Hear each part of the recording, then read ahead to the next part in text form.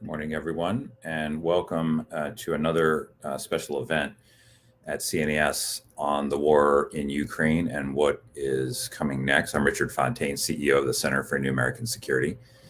Many of you were able to join us a week ago today as we reviewed the situation in its early hours.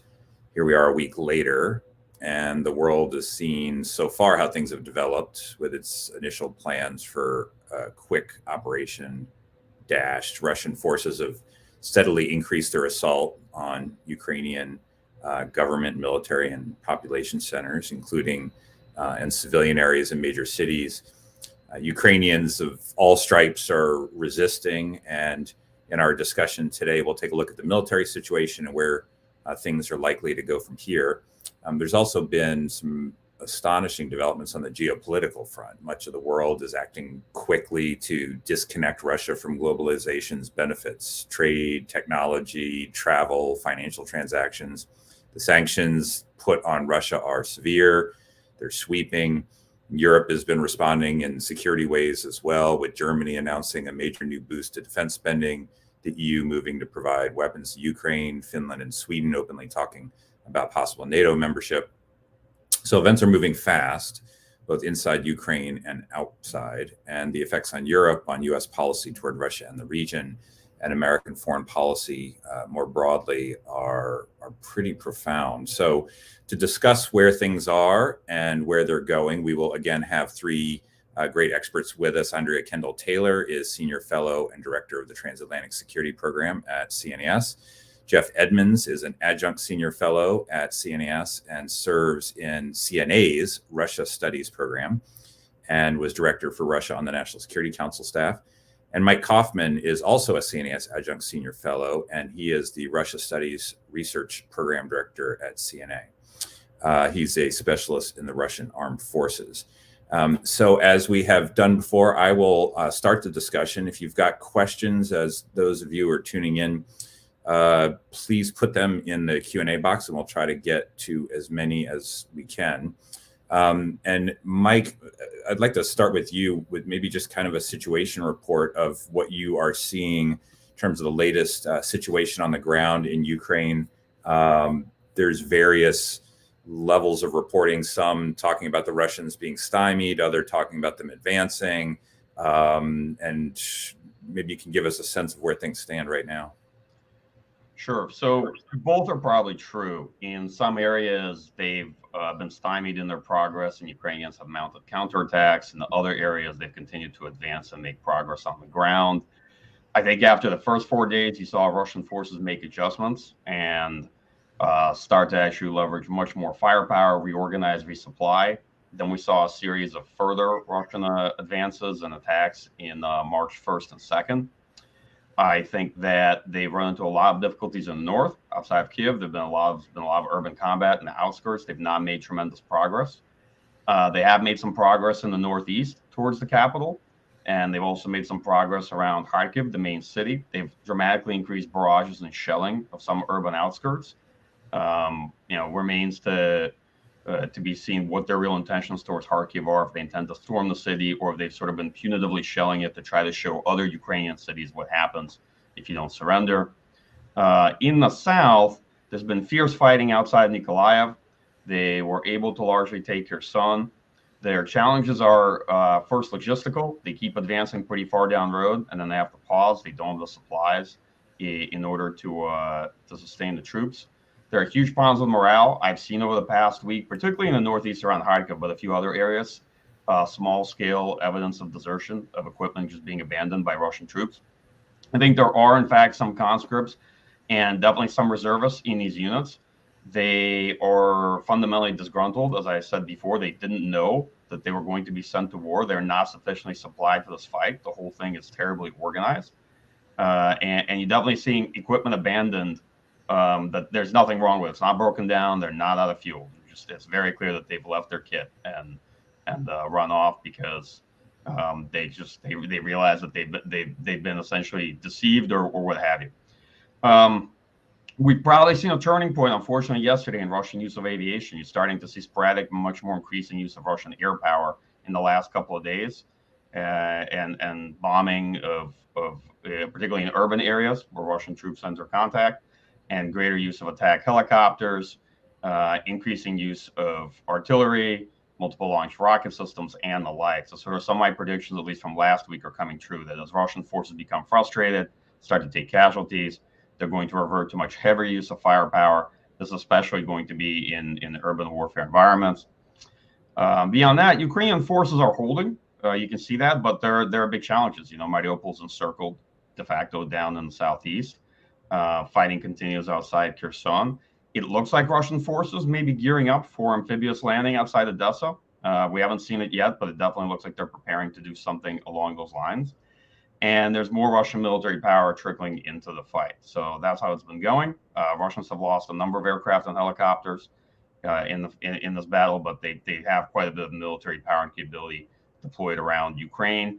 And this is kind of still just the fight getting uglier, as I predicted, and still, in my view, that I think some of the worst things in this war are yet to come. And Mike, what about the 40-mile? The numbers seem to vary in the reporting convoy of Russian armored vehicles and tanks that's been sitting for several days, making very little progress north of Kiev. What do you make of its lack of progress, and what do you make of the potential blow that could inflict on the city? Sure.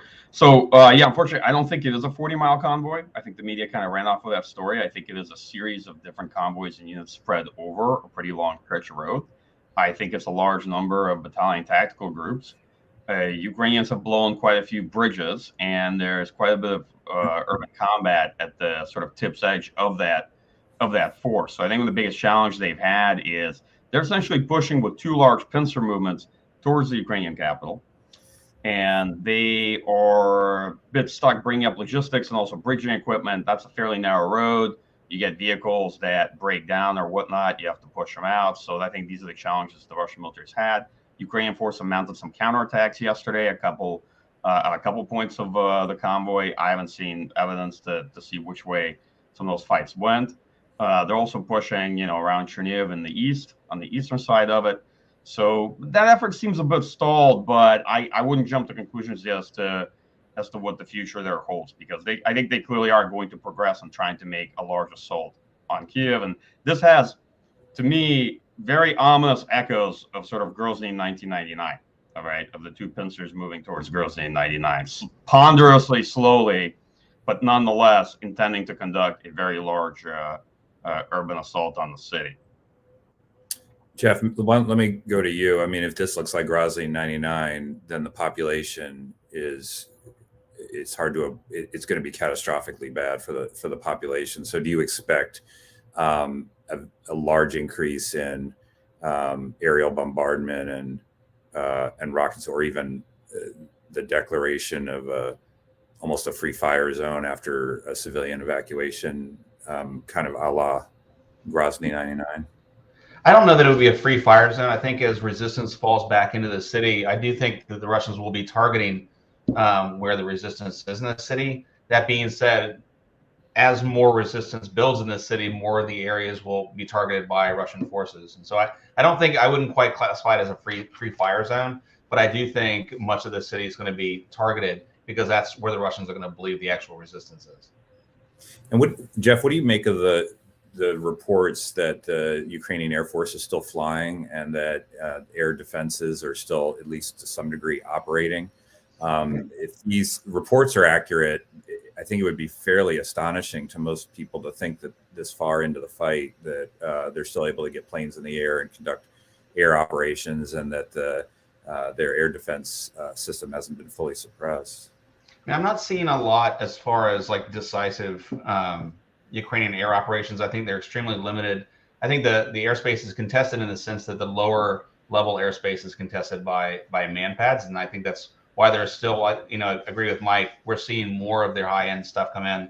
But I think there's also a resistance or a risk aversion to losing high-end Russian aircraft to man pads and things of that nature.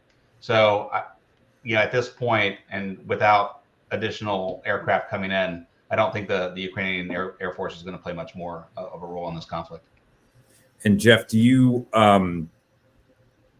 what do you make of of what Mike was talking about with abandoned vehicles and reports that Russian troops didn't know where they were going and things like that? I mean, does that all add up to something? I think it does.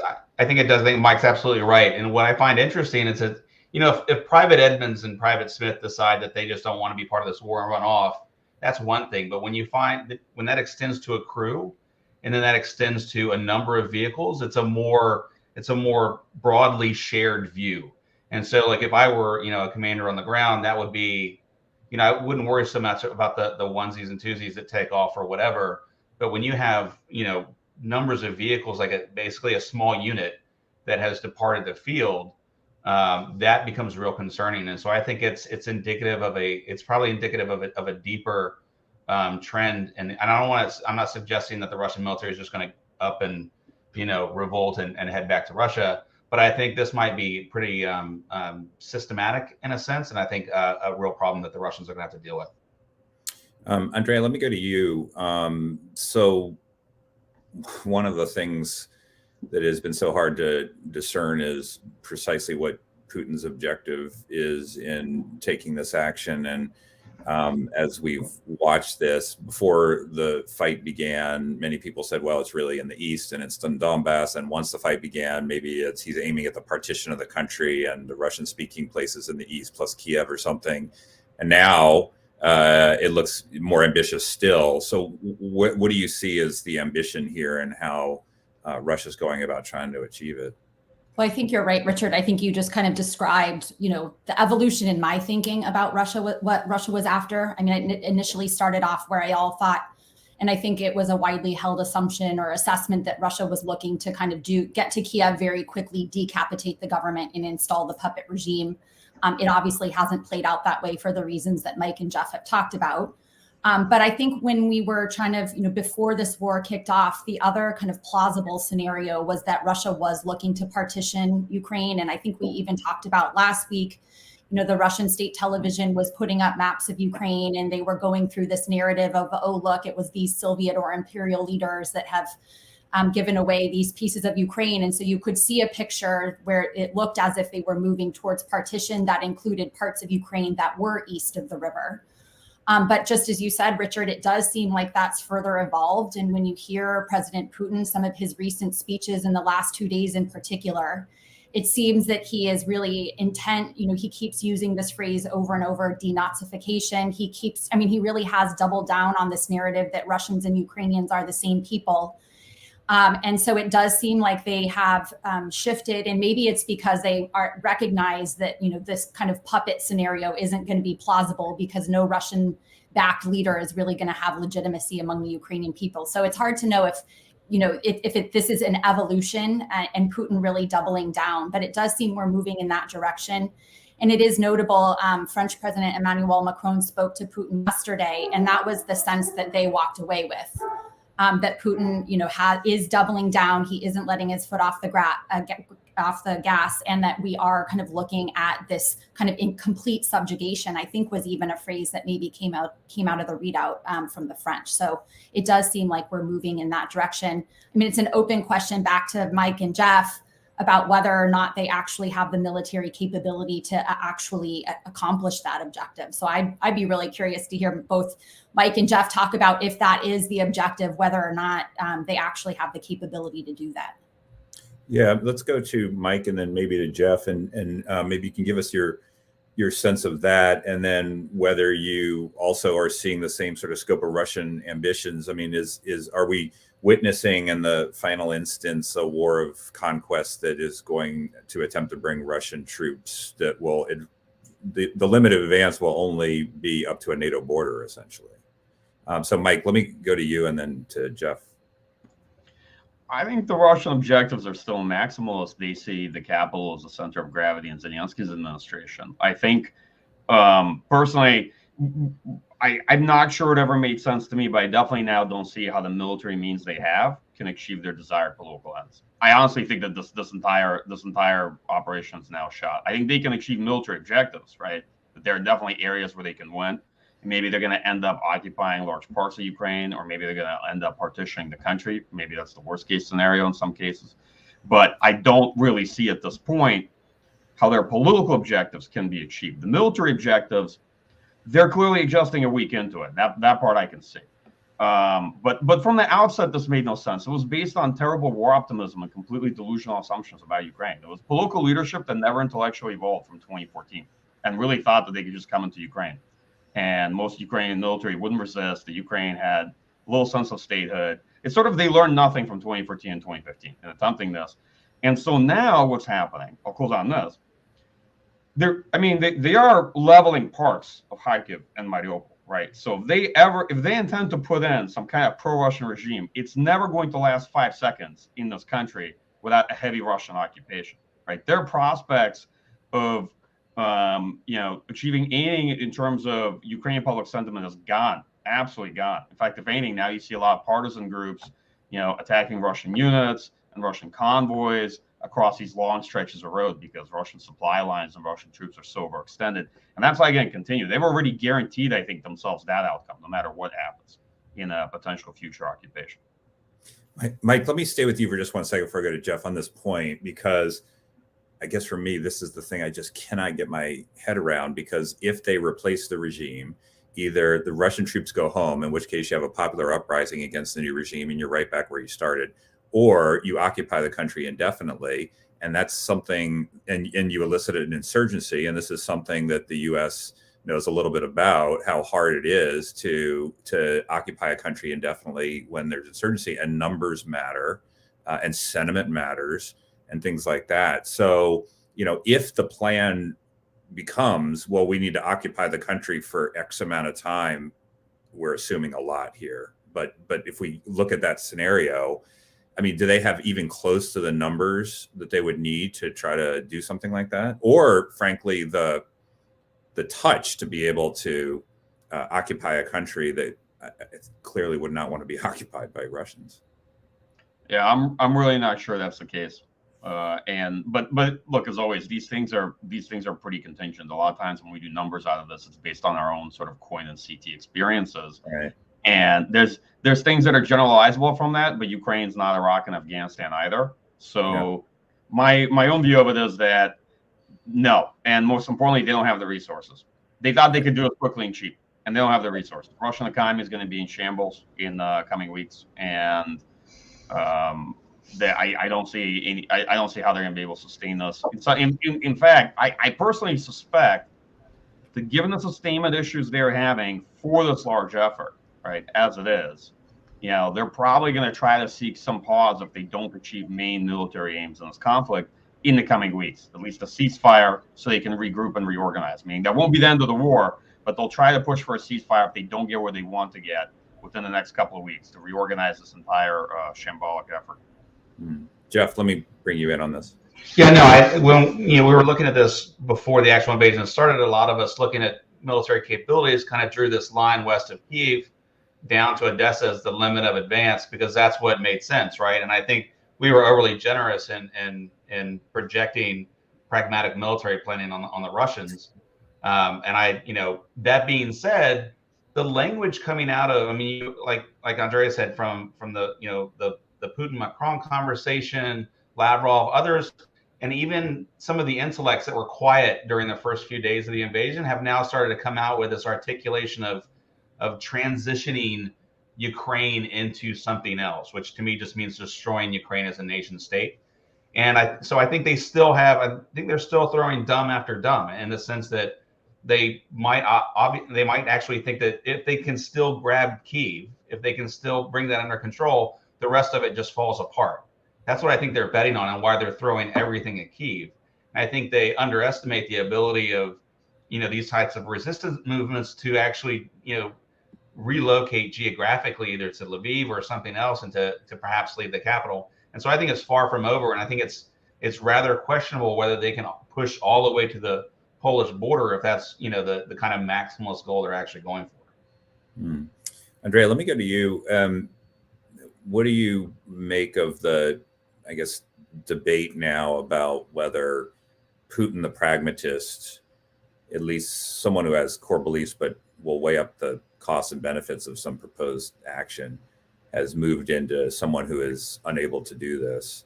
And that is one of the explanations for the kind of lack of obvious logic to the military operation, given the political goals that they've set out for themselves. I mean, you've watched Putin for a long time. Do you see a different actor here than we have seen in the past? Putin, all the things that we know about Putin are still there, but I think they're kind of amplified and aggravated by COVID and other things. And I guess what I mean by that is we've always known, that he's a risk taker. I mean, you just look at, the brazenness, the poisoning of Navalny, putting poison in his underpants and all these things. So he's always been kind of a brazen actor. But I think, what's changed, and this is something that is true of a lot of other longtime authoritarian leaders, is that the longer that you are in office and when you are this highly personalized type of authoritarian regime, the more prone you are to making mistakes. And I really think that's kind of what is happening. I mean, I think this is still Putin, but after 22 years in power and after having a highly personalized political system, after being so isolated for 2 years with COVID, I think he is just flat out miscalculating. And Mike raised a really good point there about his inability to learn from what happened in 2014 and 2015 in Ukraine. I mean, if you think about then, when they went into 2015, Putin had this misguided belief then that they were going to unleash an outpouring of popular support for Russia in the east of the country, which clearly never came to fruition. And the fact that he is unable to kind of learn from his past mistakes, I think says a lot about kind of his mentality and type of leadership. And certainly now with this kind of hyper personalization that we see, to me, this really is about kind of miscalculation, making mistakes.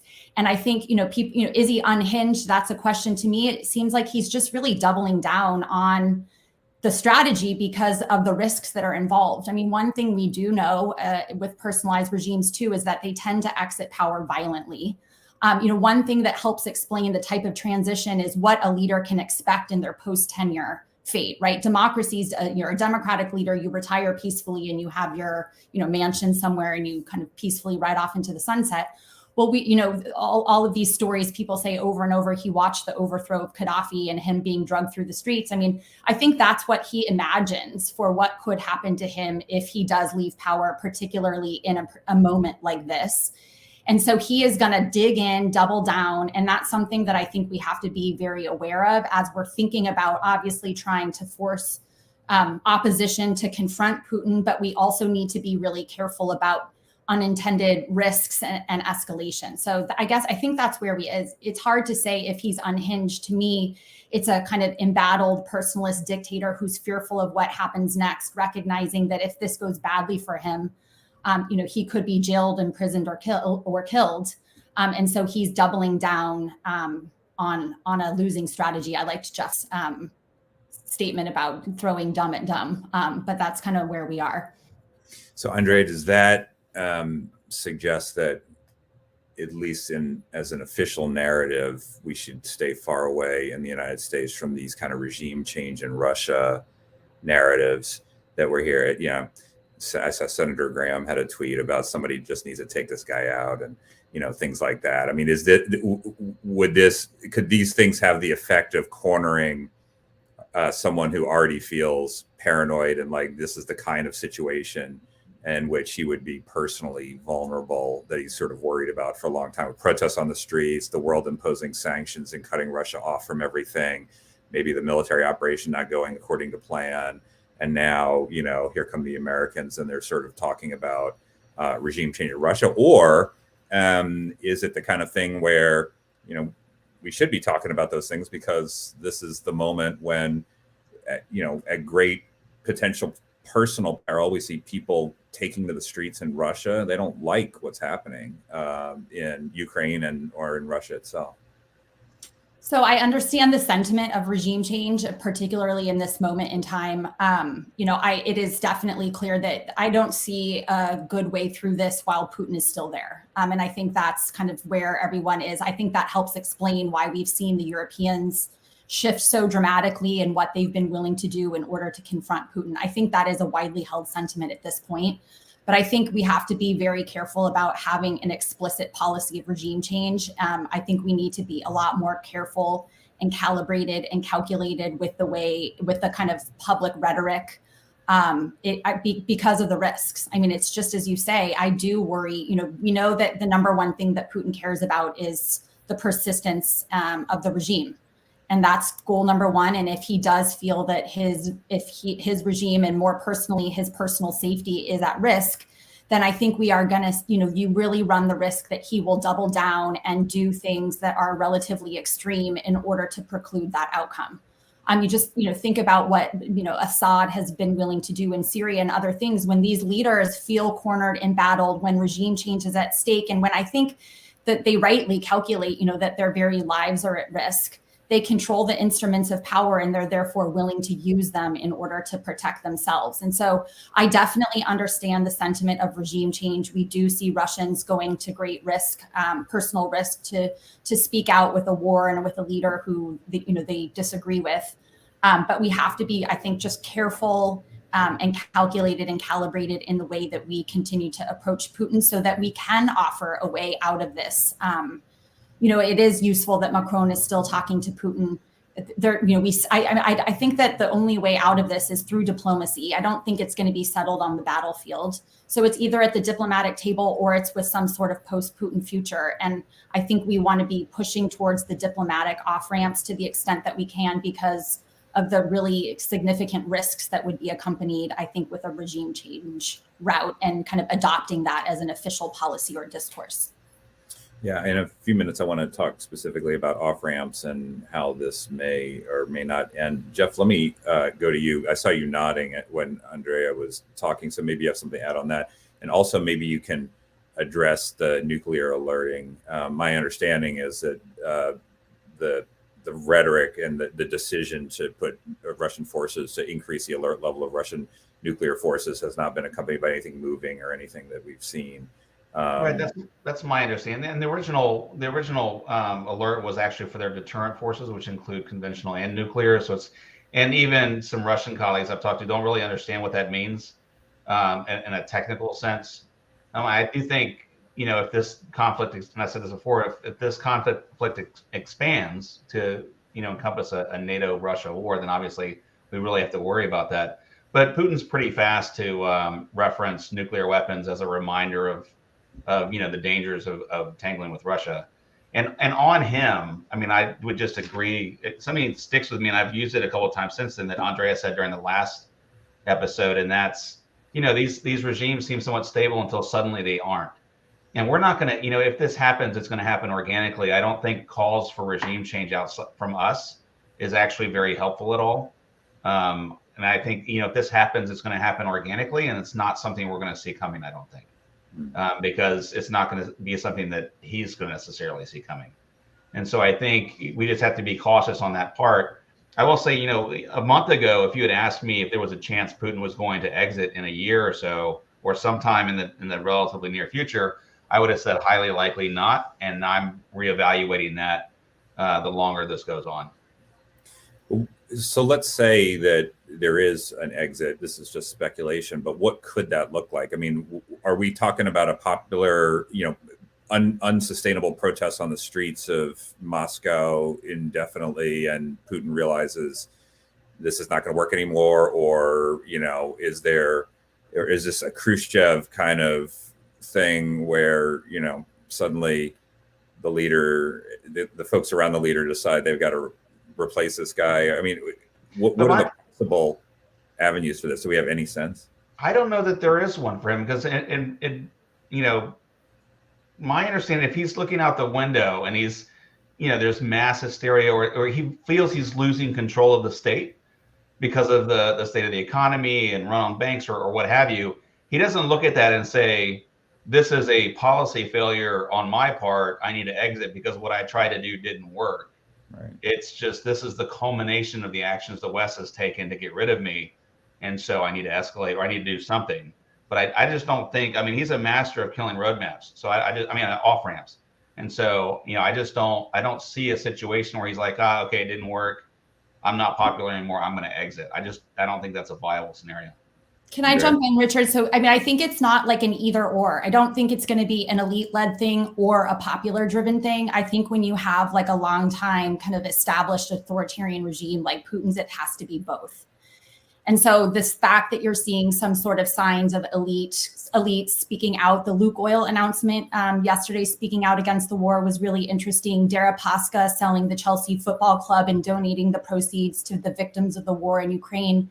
I mean, these kinds of public displays of elite disagreement seem different to me after watching for a very long time, different than what you even saw in 2011 and 2012, where there were large scale protests. So, but there's a like symbiotic relationship, I think, between what's happening at the elite level and what's happening at the public level. So the elite statements, I think also to the extent that Russians are aware of them, can help create a more permissive environment for protests. Again, it comes back to those informative signals. I don't think that the elite will move on Putin absent of a lot of people in the streets. And that is also, I've looked at how longtime authoritarian leaders like Putin leave. When you've been in power after 20 years in power, that the likelihood of being ousted by the elite making a move against a leader absent mass mobilization is extremely small. It was 10% of all leaders who were like Putin exited that way. Protest was a lot higher. And so I think so the elite are likely to be kind of right. They'll be the ones who actually have to knock Putin off, because as Jeff said, he's not going to see people out on the streets and kind of shrink away and say, gosh, I'm not popular, I better call it a day. It's going to be about either he'll make the call to tell his security services to fire on protesters and they won't do it. Or there'll be some sort of, in the face of mass mobilization, I think the elite then move to remove him from office. But I think within a regime like Putin's, I don't think it's going to be one or the other. I think it's going to have to be kind of a confluence of both. Andrea, do you think that looking at Russian history, it tells us anything about the likelihood or lack thereof of this? I'm just thinking that, so there was the attempted internal coup against Khrushchev, which didn't work. Then there was the one that worked. That's the only one I can think of that ever did, at least in the past 100 years. I mean, Stalin probably wasn't poisoned and died a natural death. Khrushchev was taken out of leadership, but Brezhnev, Andropov, Chernenko, Gorbachev. I mean, there was the failed coup against Gorbachev that didn't work. So there's not no matter how bad things have gotten over a long period of time, there's not a great tradition of changing leaders who wish not to be changed. But is that in any way relevant to what we're seeing now, or are we just in terra incognita? I mean, we're in such a different place now, given this war. I mean, this really is just such a unprecedented kind of situation. I think in Russia is such an unprecedented situation. If you had asked me before the war, I would have said Putin most likely will die of natural causes in office. He'll stay in until he dies. And you look at the other leaders, Russian leaders who were the longest serving, they all died in office, Stalin, etc. So, I mean, and that is also borne out in the empirical record. When you look at these longtime authoritarian regimes, death in office is the most likely. So, I mean, we're talking about situations where Putin could be unseated. It is still plausible, although less likely, as Jeff said, a week ago, that Putin will be able to ride this out and he will remain in office until he dies of natural causes. That is still, I think, maybe even the most likely scenario. But again, his hold on power is significantly weaker than it was a week ago. And then in my mind, if it's not death in office, if he's not able to write it out, then it's going to be some sort of, I think it will be accompanied by mass mobilization, because it's very hard for me to imagine the elite moving without that kind of motivation from the public. I mean, again, think about the elite too. It's, you want to be I think their finger is going to be in the wind. I mean, the one of the reasons Putin has managed to last so long is there's never been a viable alternative. There is no alternative center of gravity around which the elite can coalesce, much less the public. But I think right now people's their finger is going to be in the wind, trying to gauge the political breezes. And you want to always, if you're a member of the elite, want to be on the winning side. And that's why these things happen so quickly. Think about Tokayev in Kazakhstan. He pushed Nazarbayev out and everyone rallied behind him. You don't want to be the odd man out. That's a dangerous place to be. And so as Jeff said, I don't think we're going to see it coming. It's like it happens slowly until it happens really quickly. And I think that's, what we're going to be looking at. Mm-hmm. Let me go to a few questions from folks who are tuning in. So, and Mike, maybe I can put this one to you. Mark has a question about European countries talking about sending more weapons to Ukraine. Are there still ways of getting weapons into Ukraine? And are the Russians trying to prevent that? Yeah, I mean, you can still get weapons into Ukraine via ground transport. There's a lot of western parts of Ukraine the Russian forces haven't entered and don't control. And that's the easiest way to get weapons into Ukraine. I don't see anybody flying into Ukraine necessarily. That's pretty unlikely at this point. But I think most of the weapons you need are fundamentally man-portable. Ukrainians need logistics, and you need more of those simpler capabilities. Some of the other ideas that are out there are a bit wild, like MiG-29s and fourth-generation aircraft. That's not going to do Ukraine a lot of good, to be perfectly honest. Just my own view. I mean, there's also possibilities of flying some aircraft from Poland, but I think Russian forces are probably going to respond to that and try to lock down the western part of Ukraine in terms of airspace. There's a lot we haven't seen them do yet that they could. Richard, can I ask one question that's related to that? I'm curious what both Jeff and Mike would say. I mean, one of the scenarios, and I think maybe we talked about this in the last session too, was like how this could spill over.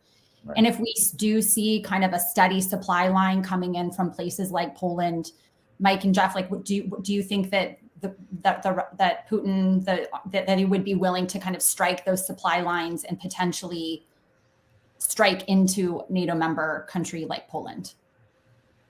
I don't know that he would intentionally strike into Poland. I think insofar as he would be willing to use the Air Force in Western Ukraine to strike those things, I think he'd feel free to strike them.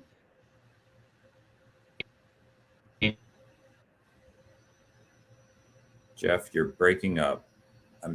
So let's go. Jeff, let's go back to you when you have a connection restored. Mike, what's your take on this? They've already threatened to interdict any supplies coming into Ukraine. It's going to be challenging for them to do because their best way of doing that will probably be by aircraft and helicopters, unless they want to try to create a whole separate axis of advance. They haven't done that yet. There's a lot of danger to them trying to interdict it because of man-portable air defense systems. So they're going to have challenges just trying to interdict it with limited use of air assets. I don't see them striking into Poland or anything like that, because the last thing they would want to do, right, is to actually give NATO the rationale and the motivation to create some kind of no-fly zone to have a greater intervention. I don't think they're going to do that. Jeff, you're back. We lost you a few words into. Oh, sorry about that. But go ahead. No, I apparently missed. I think Mike covered. I was just saying I do think he would feel that he would be justified in striking him in Western Ukraine. I don't think he's going to intentionally go into Poland, but obviously the more action happens closer to Poland, the more you have the risk of unintended escalation. There's another question from Johannes. Can we provide an incentive and publicly appeal to Russian and potentially Belarusian soldiers to desert if we offer them asylum in Western Europe? As far as I know, yesterday's EU directive didn't include refugees from third countries in the temporary residency. So are there incentives that could be provided to increase the desertion rates that we've seen? Mike? I'm not sure how you're going to physically provide that incentive to them. Like, what is the means of communication you intend to use for these soldiers to give them these incentives? They're not reading Twitter. So just to be frank, it potentially yes, but right now I think that the main incentive for Russian soldiers not to fight is the fact that how poorly the effort is organized, and that they were clearly lied to when they sent to the border. They believed they were going on training. And then they were pushed to the border and told nothing was going to happen. And then they were pushed across the border and told they would be greeted as liberators. And the craziest thing about the initial operation is they really were driving around Ukraine like they were in their own country. If you actually look at Russian forces in the first couple of days, they were driving into Ukraine as though they didn't expect any opposition. And sure enough, this whole effort began rapidly collapsing as they faced resistance. And I think many of them now, well, for the first couple of days, frankly, didn't know what to do. That's why you saw so much equipment being abandoned and pockets of desertions here and there. But is there incentives we create? I don't know how you communicate that. to Russian soldiers, to be perfectly honest. I think that's frankly, if anything, on the Ukrainians.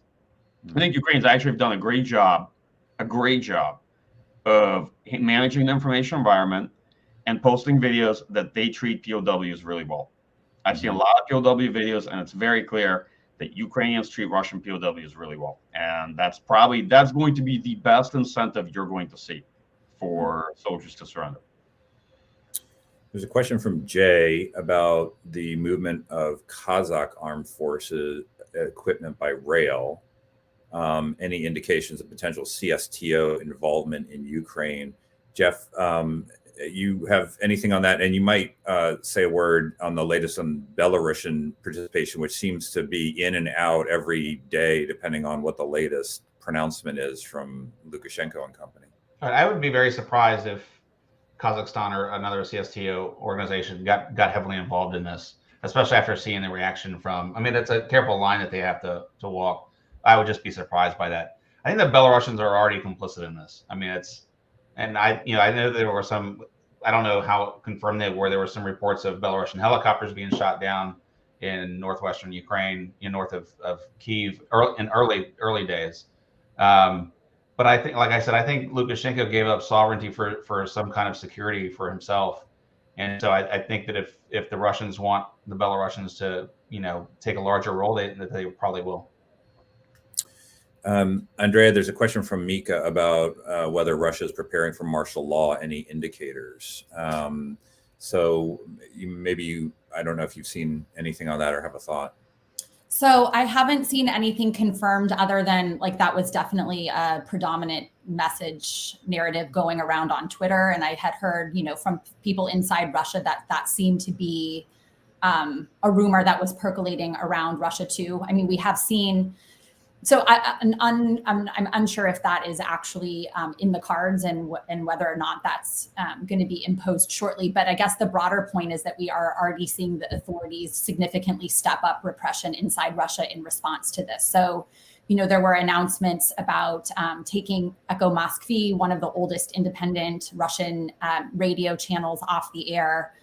There's the Duma legislation that's been introduced that would give jail times up to 15 years for people who are reporting information that's not from quote unquote official sources. So i.e. anything that the Russians don't really want you talking about.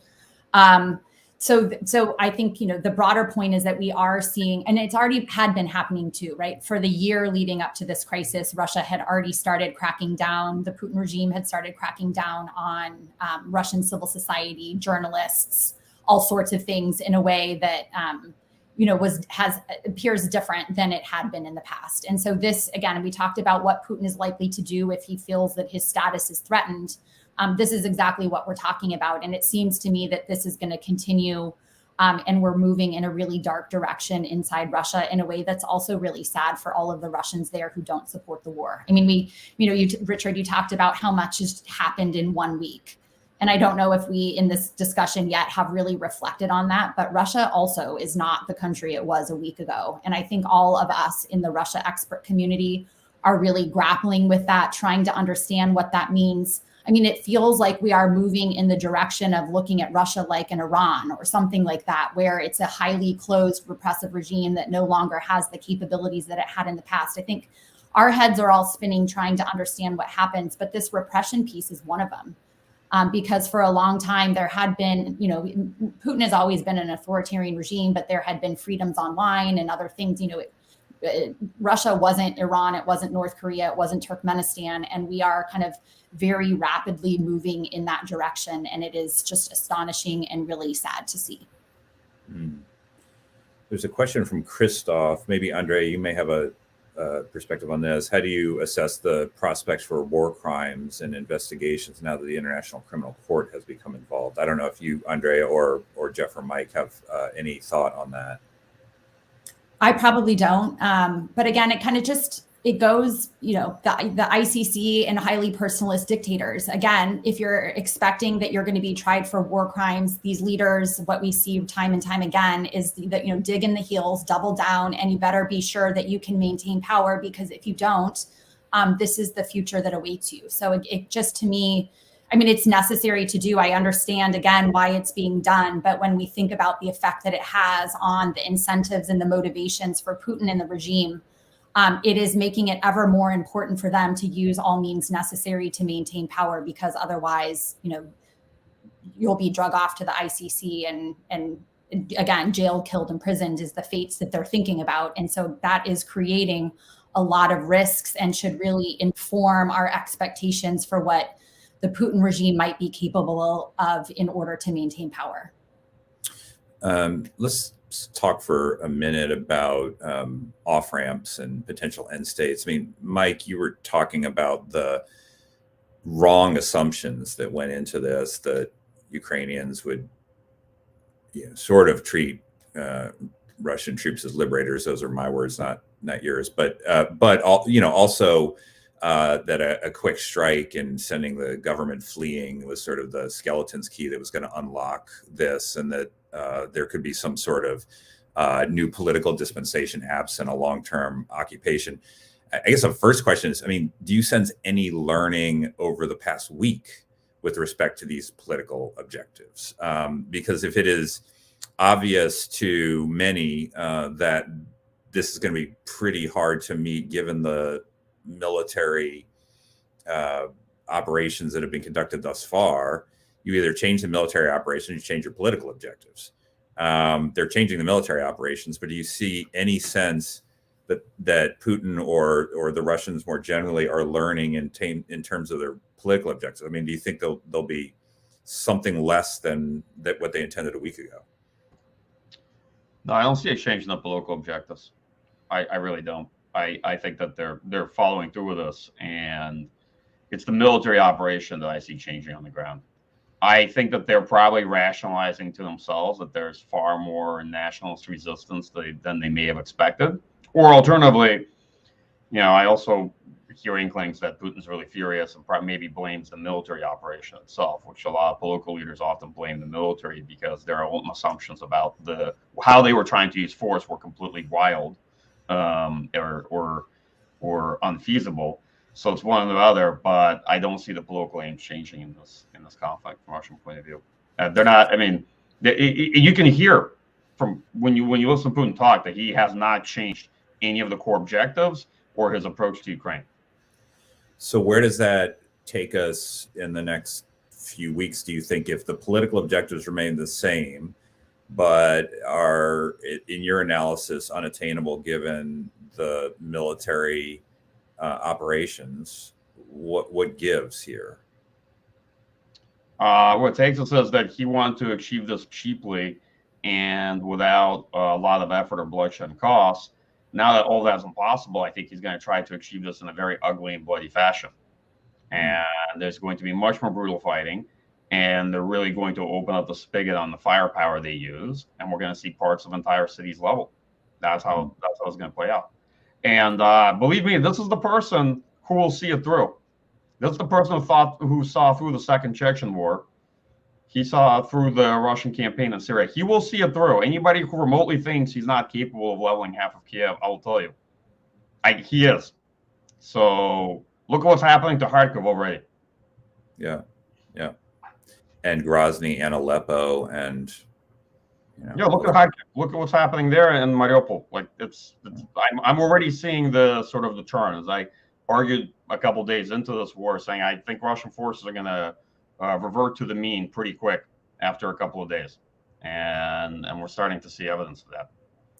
Jeff, let me go to you. So let's say Mike is correct, and I think you largely agree with that prognosis.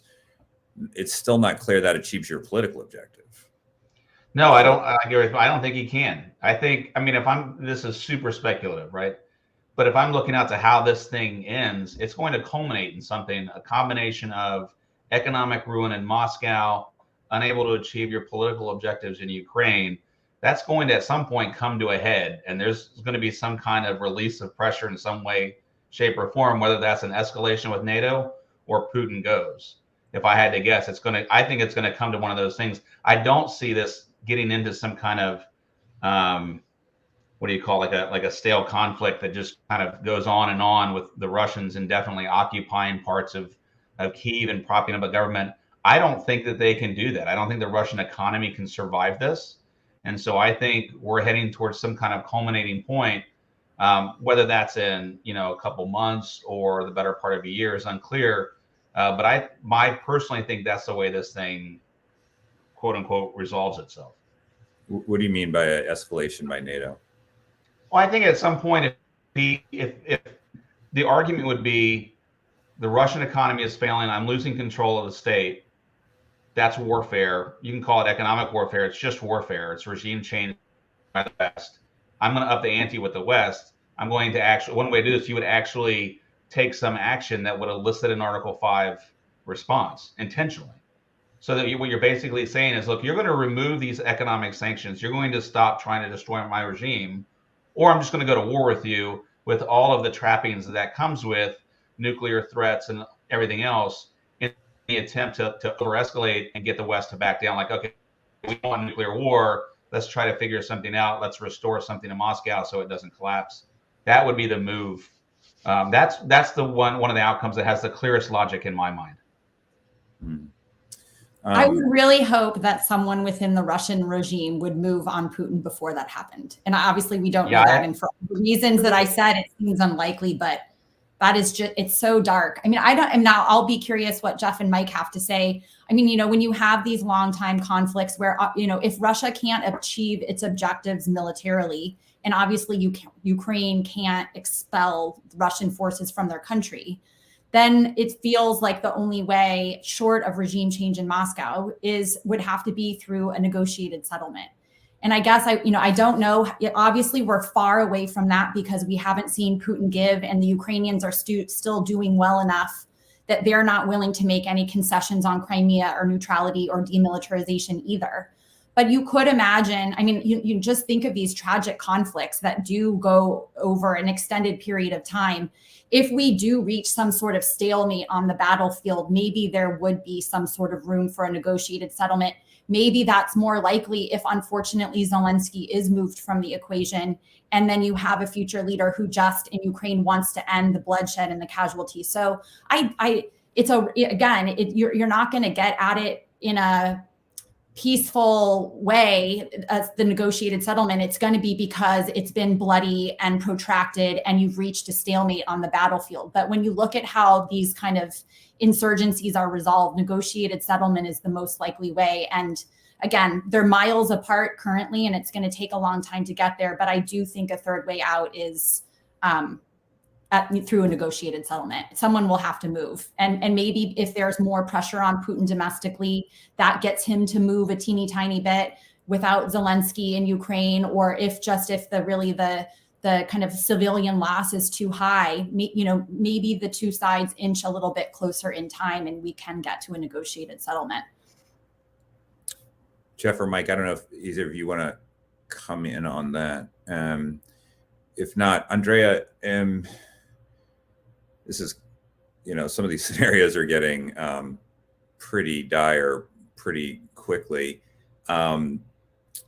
What do you see as the role of Macron or the West or the United States in a potential off-ramp or negotiated end to this? Or do you think this is a Russian-Ukrainian move here? I mean, so far everything has come to absolutely not, as we know, in terms of and in fact, at least in retrospect, it seems like some of the diplomacy moved everyone backwards because there was a feeling of utter deception on the part of the Western Europeans who were going over to Moscow to chew over implementation of the Minsk Protocol while Putin was planning to execute a full-scale invasion of Ukraine. But nevertheless, if there's going to be something short of utter destruction, then potentially there is a diplomatic outcome to be had at some point, although now it's not the point, it feels like, where that's possible. So is this a Russian-Ukrainian move bilaterally, or do you think that this is a broader diplomatic process or potential move that includes the United States or other countries? I think it's a Russia-Ukraine thing. And, we see that they've had 2 rounds of talks now, and obviously that are not bearing fruit at this moment for all the reasons we've said. We wouldn't expect that negotiations are going to bear any fruit in the near term. But to me, I don't see a huge role for the United States and Europe. It's important that we continue. I think it is a positive thing that Macron keeps talking to Putin, that he's hearing from other voices other than from the people kind of that are immediately surrounding him. And I think that the role of the United States and NATO and European allies and partners is just to continue kind of the resolute pressure that they've applied so far, to continue to provide Ukraine with the weapons that they need to continue their resistance, to continue the resolute and punishing economic sanctions on the economy.